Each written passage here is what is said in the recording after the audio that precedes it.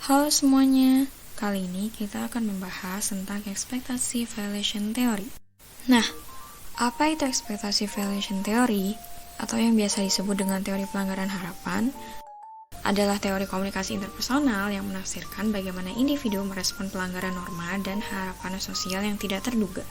Teori ini melihat komunikasi sebagai pertukaran informasi yang dapat dianggap positif atau negatif, tergantung pada rasa suka atau harapan antara dua orang yang berinteraksi.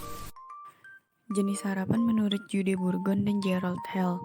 Ada dua jenis harapan. Yang pertama itu harapan pra-interaksional, yaitu jenis pengetahuan dan keahlian interaksional yang dimiliki oleh komunikator sebelum ia memasuki sebuah percakapan. Yang kedua, harapan interaksional, yaitu kemampuan seseorang untuk menjalankan interaksi itu sendiri. Asumsi teori.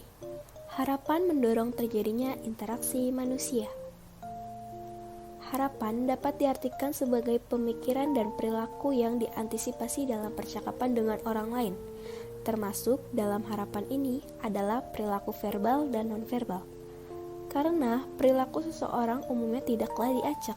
Sebaliknya, mereka memiliki berbagai harapan mengenai bagaimana seharusnya orang berpikir dan berperilaku.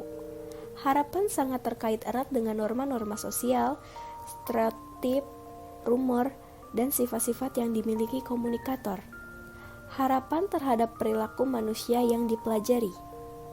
Orang mempelajari harapannya melalui budaya secara luas dan juga individu-individu dalam budaya tersebut. Orang membuat prediksi tentang perilaku nonverbal. Keatraktifan orang lain mempengaruhi evaluasi akan harapan. Hubungan ruang. Adanya ilmu yang mempelajari penggunaan ruang seseorang disebut sebagai proxemics. Proxemics membahas cara seseorang menggunakan ruang dalam percakapan mereka dan juga persepsi orang lain akan penggunaan ruang. Jadi, kesimpulan dari teori pelanggaran harapan ini adalah teori yang secara khusus berfokus pada yang diharapkan orang lain dan reaksi mereka kepada orang lain dalam sebuah percakapan. Asumsi dan konsep intinya menunjukkan dengan jelas pentingnya pesan-pesan nonverbal dan pemrosesan informasi. Sekian penjelasan dari kami, kurang lebihnya mohon dimaafkan. Terima kasih dan sampai jumpa. Created using Powtoon.